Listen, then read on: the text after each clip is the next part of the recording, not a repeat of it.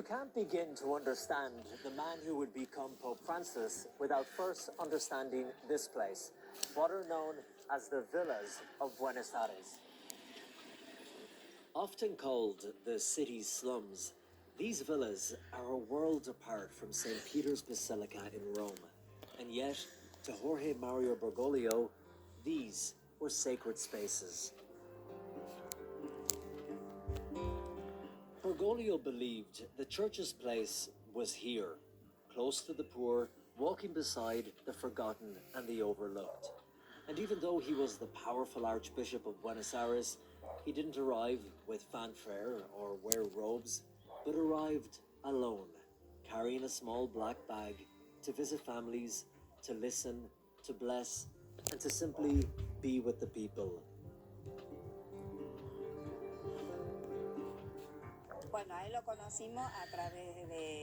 We got to know him because he would come here a lot. He would come at 8 in the morning and together with Father Toto would walk through the neighborhood until 8 or 9 at night.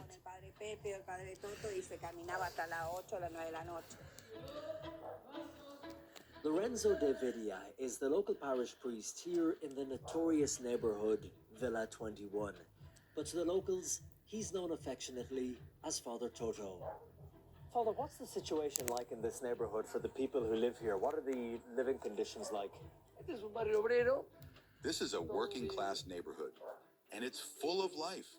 A lot of partying, a strong sense of community. And here a mother is a mother not only to her own children, but to all the children on her street. The slum really is one big family. But there are problems that cast shadows over it.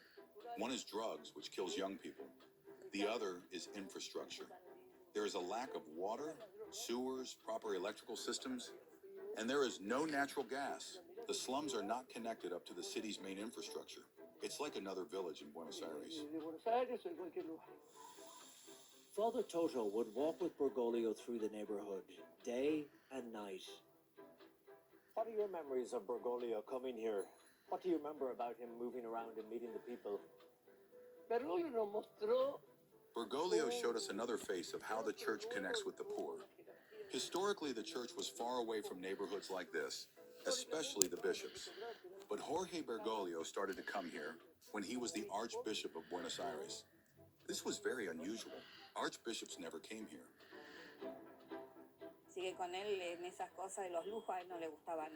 He didn't like luxury at all, no. Sometimes, when he finished Mass late, my son would give him a ride home.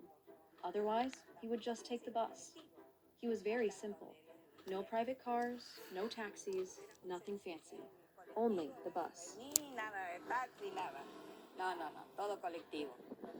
This was the Bergoglio that the people of Villa 21 would get to know, and the Bergoglio that the world would soon meet.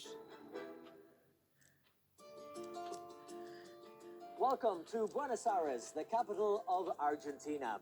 And over the next hour, we'll be traveling across this beautiful city, uncovering the roots of Jorge Mario Bergoglio. We'll walk the streets he walked. We'll meet the people who worked closely with him to discover what his life here was like. Yes, from the little boy raised in the sprawling suburbs to the man who would become the spiritual leader of over 1 billion people around the world. This is the story of Bergoglio, the man who would become Pope Francis.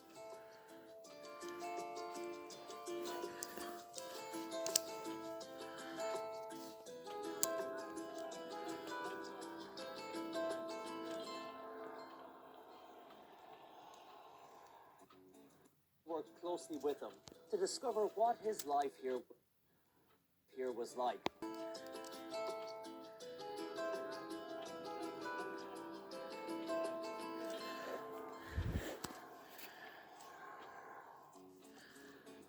Never his girlfriend, even though the parish priest would always say that I was.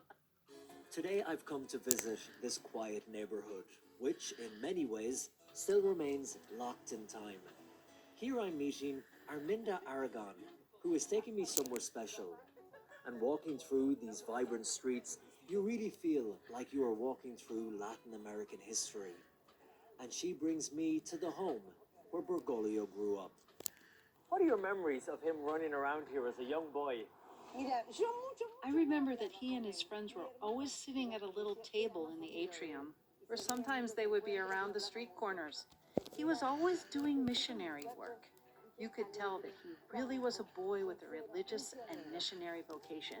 I mean, he was cheerful and happy.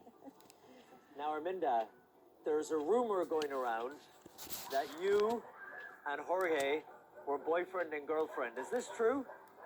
No, I was never his girlfriend, even though the parish priest would always say that I was. But he did have a girlfriend at the time, but he was not meant to be a fiancé. He was meant to be a priest. He was a cute boy, though. The girls liked him.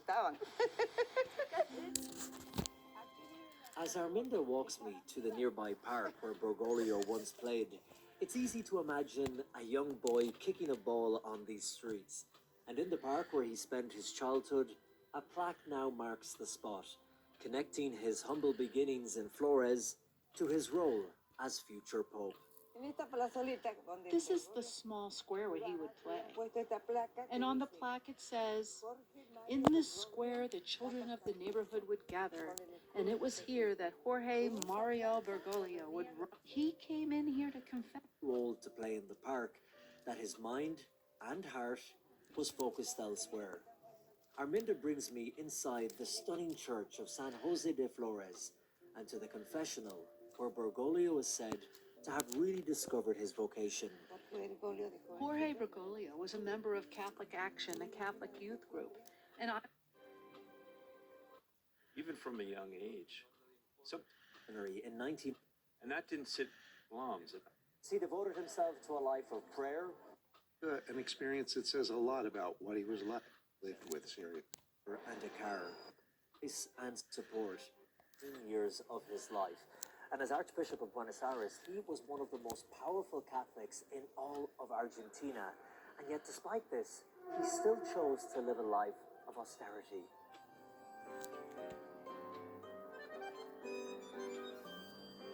Father Alejandro Russo, now the cathedral's rector, worked with Bergoglio during his time as Archbishop. What do you remember about his personality and his character, the man that he was?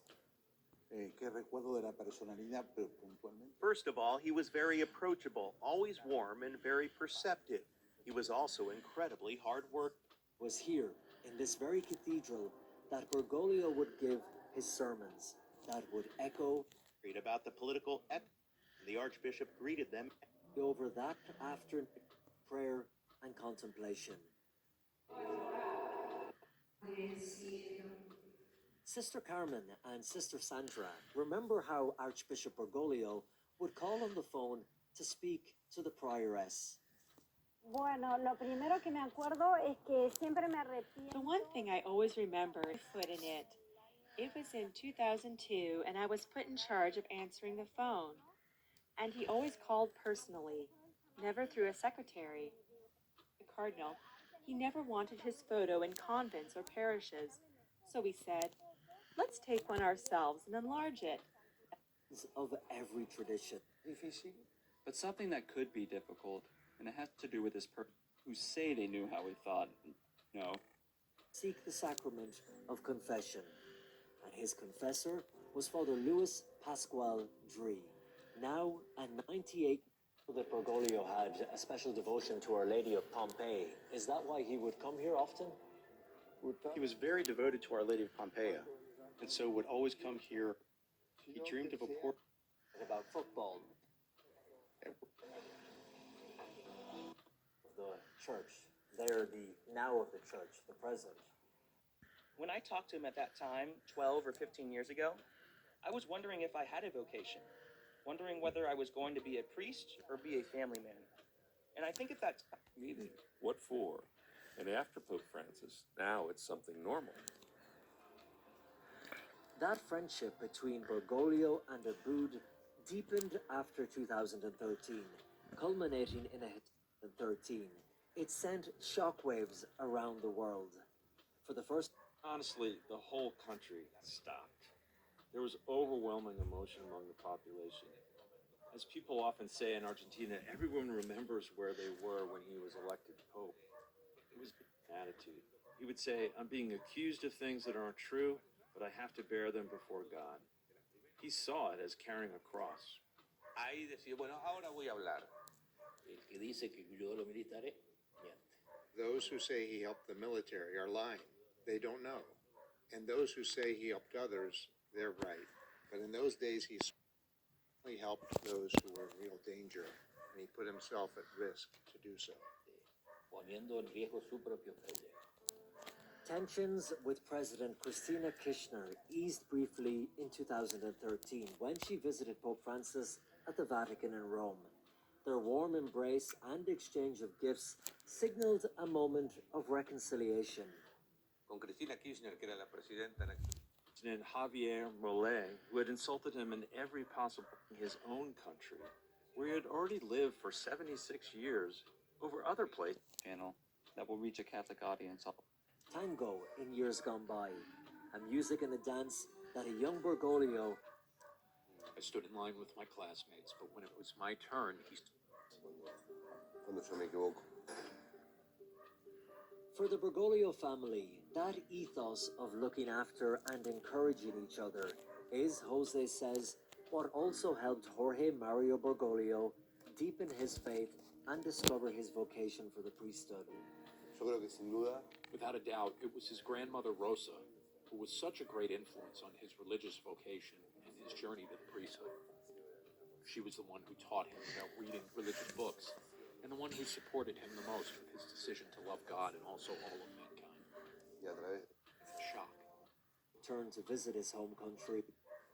para poder terminar de asimilar qué era lo que estaba pasando. I realized then that Uncle Jorge was no longer just ours. He was now going to be everybody's Jorge. Ahora iba a ser el Jorge de todos.